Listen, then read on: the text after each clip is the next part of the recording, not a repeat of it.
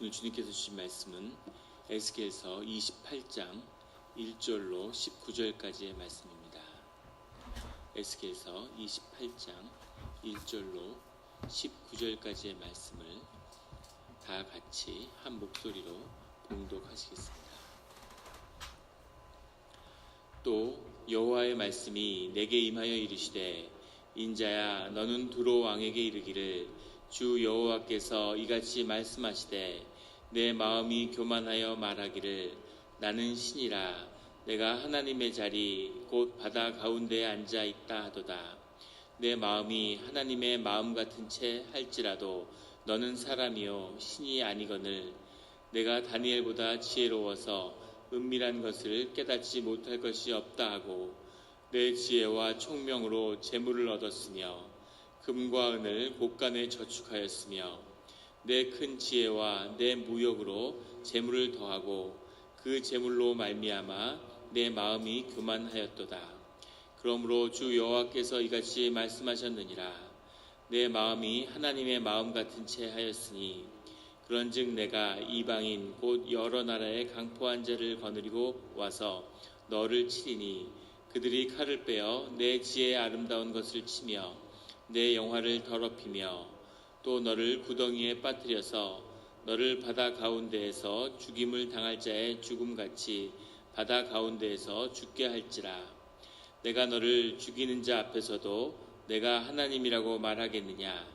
너를 치는 자들 앞에서 사람일 뿐이요 신이 아니라.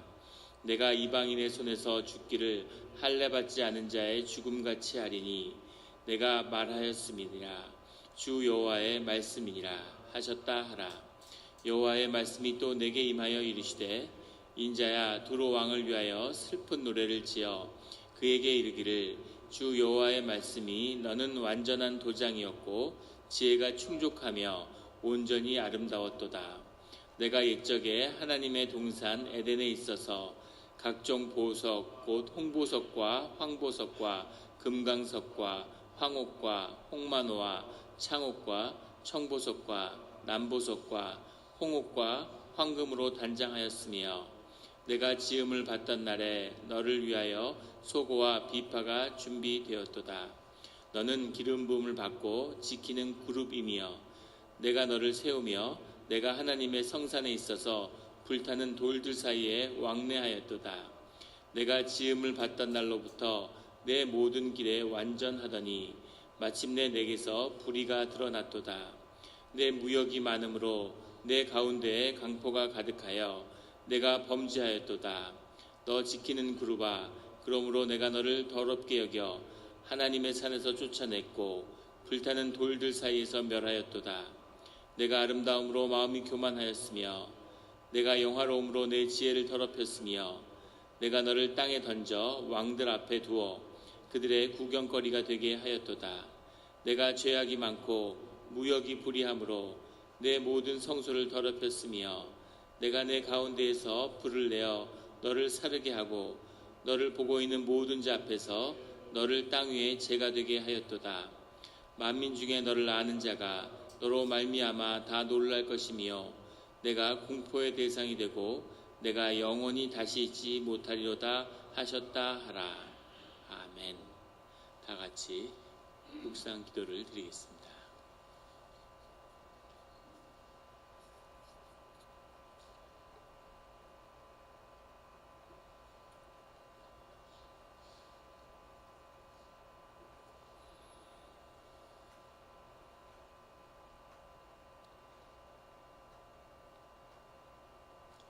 하나님 아버지 감사합니다. 주의 음성을 듣고자 저희가 새벽 제단 앞에 모였습니다. 우리 마음의 기도와 우리 마음의 묵상이 주님께 연락되기를 원합니다. 감사드리며 예수 그리스도의 이름으로 기도드렸습니다. 아멘. 오늘 에스겔서 28장의 말씀을 이렇게 시작하고 있습니다. 또 여호와의 말씀이 내게 임하여 이르시되 인자야 너는 두로 왕에게 이르기를 주 여호와께서 이같이 말씀하시되. 여기서 두로 왕이라고 할 때 왕이라고 하는 것은 나기도라고 하는 말인데 이스라엘의 왕을 지칭하는 말입니다. 그런데 두로의 왕에게 나기도라는 말을 주님이 쓰고 계신다는 거죠. 그래서 28장을 굉장히 난해한 장이고 어려운 장으로 역사적으로 받아들여져 왔습니다. 왜 그렇게 이 말씀이 어려웠는지를 보면 왕에게 이르기를 주 여호와께서 말씀하시는데 내 마음이 교만하여 말하기를 나는 신이라 내가 하나님의 자리 곧 바다 가운데 앉아있다 하도다. 두로의 왕이 두로가 하나님과 같이 되어서 그 교만이 나는 신이라 스스로 신이라고 칭하는 그런 교만에까지 나아갔다는 거죠. 3절에 가면 내가 다니엘보다 지혜로워서 다니엘이라는 이름을 보고 좀 당황하셨을 수도 있는데 에스겔이 살아있을 때 다니엘은 동시대의 인물인데 주님이 다니엘보다 지혜롭다고 얘기하실 수가 있을까? 이미 예루살렘은 망했고 여호와김 왕 때 기원전 605년에 다니엘이 끌려와서 다니엘이 끌려올 때 에스겔도 같이 끌려왔겠죠. 에스겔이 다니엘보다 물론 나이가 훨씬 더 많은 뭐 아버지나 할아버지 뻘 되는 사람이었을 겁니다. 근데 다니엘이 와서 그 바벨론에 있었던 여러 가지 사건들로 인해서 이미 다니엘의 지혜와 총명에 대해서 사람들이 알고 있었겠죠. 그리고 이때는 이미 다니엘이 바벨론에서 아주 중요한 인물로 중요한 자리에 서 있었다는 것을 다니엘서가 기록하고 있습니다. 이미 세월이 한 30여 년 지난 뒤이기 때문에 그 다니엘보다도 지혜로웠다 이렇게 주님이 말씀하고 계시는 거죠. 4절에는 내 지혜와 총명으로 재물을 얻었으며 금과 은을 곳간에 저축하였으며 5절에 내 큰 지혜와 내 무역으로 재물을 더하고 그 재물로 말미암아 내 마음이 교만하였도다. 주님이 주 안에서 가장 주님 미워하는 것 중에 하나가 교만이죠. 우리가 끝까지 피해야 하는 것이 교만입니다. 거짓과 교만, 주님이 가장 싫어하는 두 가지고 인간이 가장 쉽게 빠지는 함정이죠. 거짓된 것, 자꾸 거짓을 아름답게 꾸미려고 하는 것, 그것과 스스로를 높이는 것. 가만히 보시면 저도 그랬던 것 같아요. 주님을 만나기 전까지는 세상에서 배운 오직 한 가지는 자신을 높여야 한다는 겁니다. 농담을 하던 뭘 하던 어떤 일을 하던 무엇은 어떤 경험을 하던 다 자신을 높이는 것에 맞춰져 있는 거죠. 그런데 주님이 그것을 미워하고 자신을 높일수록 주님께서 멀어져 가고 자신을 세상에서 높일수록 주 안에서 점점 낮아지는 거죠. 그래서 패망의 길로 갔던 그 본질이 이 교만에 있는 것입니다. 이 교만 밑에는 그 마음, 내 마음이 교만하였다 하는 그 내 마음의 그 깊은 것, 왜 교만을 그렇게 주님이 미워하실까? 교만 밑에는 특권의식이 있기 때문입니다. 돈이 나를 특별하게 만들고 돈이 나를 구별하게 만든다고 생각하는 거죠. 하나님도 우리를 구별하시고 하나님의 이름으로 우리를 성별하시죠. 똑같은 일을 돈도 우리에게 선물로 준다는 거죠. 여러 돈에 관한 심리 실험이 있는데 그 시카고대 심리학과에 있었던 유명한 실험이 있죠. 아이들의 과자를 갖다 놓고 아이들 대상으로 심리 실험을 한다고 이렇게 포장을 하는 거죠. 그 다음에 어른들을 데려다가 똑같은 자리에서 실험을 하는 겁니다. 뭐라고 얘기하냐면 여기에 아이들을 위해서 준비된 과자가 앞에 놔둬 과자니까 절대로 아이들 먹는 거지 손대지 말라고 그렇게 어른들에게 얘기하는 거죠. 시험자로. 그래서 와서 실험을 하는데 심리 실험이 중요한 게 아니라 포커스는 아이들의 과자인 거죠. 과자에 손을 대느냐 안 대느냐. 그런데 가난한 사람들은 과자에 절대 손을 대지 않습니다. 근데 부자들은 서슴없이 과자를 먹는 거죠. 아무렇지도 않게. 왜 그러느냐. 전 돈이 있기 때문에 권리가 있고 특권이 있다고 믿고 있는 거죠. 그래서 과자를 먹고 나중에 돈으로 물어주면 되지 이렇게 생각하는 거죠. 샌프란시스코에서 하는 실험인데 스톱 사인에 쓰는 차들을 분석했어요. 근데 저는 사실 제 경험 안에서 그런 걸 별로 못 느꼈는데 그 실험의 결과를 보면 좋은 차일수록 스톱 사인을 쓰지 않는다는 겁니다. 그걸 지키지 않는다는 거죠. 세상이 돈의 질서의 기초에 있고 돈을 가지면 특권을 갖고 있다고 믿고 있는 거죠. 그래서 그 깊은 곳에는 그런 악이 특권의식이라고 하는 것, 세상에서 자신이 구별됐다, 돈으로 구별돼서 특별하다고 믿는 것, 그게 악의 뿌리입니다. 그래서 돈을 섬기는 것이 만악의 뿌리라고 주님도 말씀하셨죠. 돈과 하나님을 겸하여 섬길 수 없다고 주님이 말씀하셨습니다. 섬기지 말라고 말씀하신 게 아니라 없다고 말씀하셨죠. 섬길 수가 없는 거죠. 둘 중에 하나인 겁니다. 둘 다를 내 삶 가운데 조화시키고 있다고 믿는 것은 거짓에 속은 거죠. 오직 돈을 섬기고 있는 겁니다. 내가 무엇을 섬기고 있는지, 무엇을 바라보고 있는지를 주님이 바라보고 계시는 거죠. 그것보다 더 중요한 영적인 질질이 오늘 말씀 가운데 선포되고 있습니다.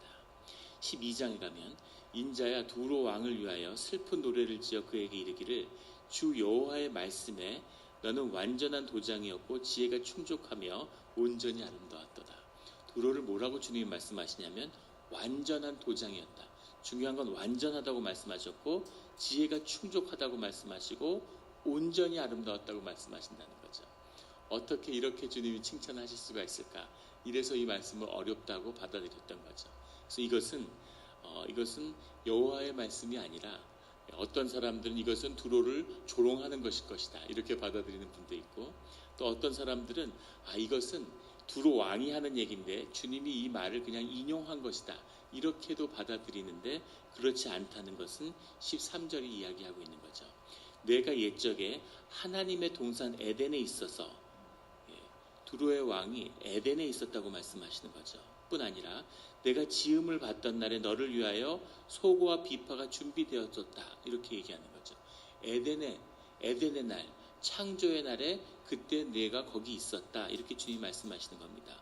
거기서 한 발 더 나아가서 14절에는 너는 기름 부음을 받았다 라고 말씀하시면서 지키는 그룹이며, 기름 부음을 주님으로도 받고 그룹이었다. 너는 그룹이라는 건 하나님의 보좌를 지키는 수호천사죠.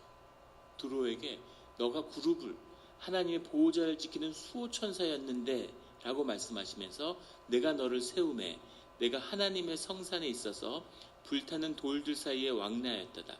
불타는 돌들 사이에 왕래했다는 것은 하나님의 영광을 나타내는 표현이죠. 하나님의 임재와 영광 가운데서 주님의 보좌를 지키는 수호천사였는데 라고 주님이 말씀하시는 겁니다. 15절에 내가 지음을 받던 날로부터 내 모든 길에 완전하였다 이렇게 말씀하시는 거죠.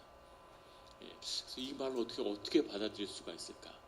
단순히 두로의 부귀와 영화를 높이는 또는 꾸미는 말이라고 하기에 너무 엄청난 말씀을 하시는 거죠. 이 말씀을 보면 우리가 창세기에서 봤던, 창세기 2장 3장에서 봤던 말씀, 그리고 계시록에 나왔던 말씀과 똑같이 통하는 이 두로의 실체가 무엇인지를, 그 영적인 근본이 무엇인지를 주님이 말씀하고 계시는 거죠. 그 근본은 바로 타락한 천사고 악의 본질이고 대적의 물이고 마귀 사탄이라고 하는 것을 주님이 말씀하고 계시는 거죠. 하나님과 같이 되려고, 하나님께 대적하려고 했다가 천국에서 쫓겨난, 그리고 에덴 동산에서 범죄함으로 주님에게 징계를 받았던 그자, 에덴 동산에 함께 있었고 하나님의 성산에 함께 있었던 바로 그가 이 두로의 왕이고 이 두로의 영적 실체라고 주님이 말씀하고 계시는 겁니다. 그 권세와 그 위력이 어마어마한 거죠.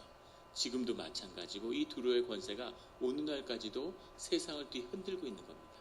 바벨론의 눈에 보이는 두로의 성을 무너뜨렸지만 두로의 권세와 영적인 힘을 무너뜨리지 못했죠.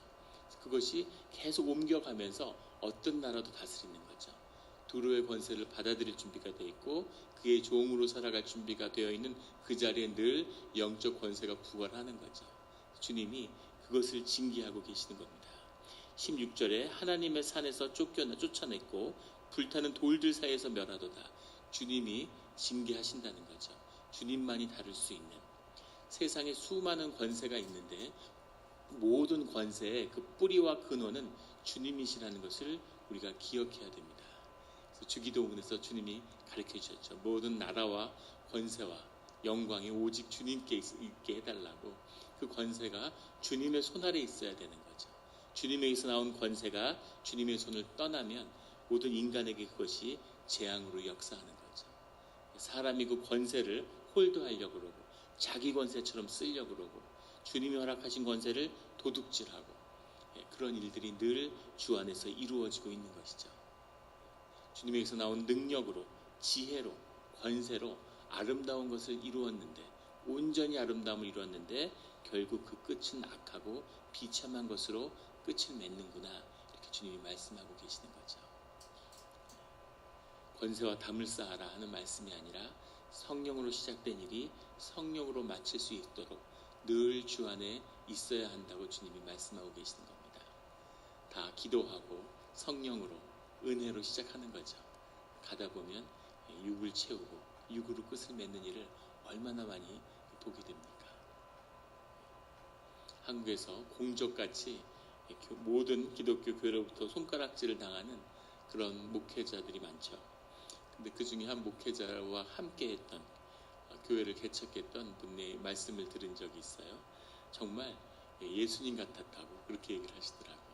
어떻게 그런 교회, 어떻게 그런 분과 사역을 하셨습니까? 라고 물을 수는 없으니까 어떻게 그 교회와 함께 하시게 됐느냐 이렇게 물어보니까 그 아름다웠고 그 정말 그 시작할 때 하나님의 은혜와 하나님의 기름 부으심과 그 놀라웠던 일들을 얘기하시는데 이분이 정말 눈물이 글썽글썽하고 떨리는 감동이 아직도 있는 거죠. 근데 그 끝은 비참한 육의 이야기로 끝을 맺게 되는 거죠. 우리가 늘 하나님께 하늘나라의 축복과 기름 부음을 구하지만 더 소중한 것은 그것을 주님의 것으로 지키고 주 안에서 타락하지 않고 그것이 끝까지 성령의 것이고 하나님의 것으로 주님의 권세와 영광과 주님의 나라가 늘 주님께 속하기를 매일 기도하는 그런 우리 마음에 있는 것임을 기억하는 오늘의 말씀이 되기를 주의 이름으로 축원합니다. 같이 기도드리시겠습니다. 하나님 아버지 감사합니다. 주님 우리에게 복 주시기를 원하시고 또 오늘도 이 순간에도 정말 하나님이 큰 축복과 은혜를 내려주시기를 원하는 그 마음을 느낄 수 있어서 감사합니다.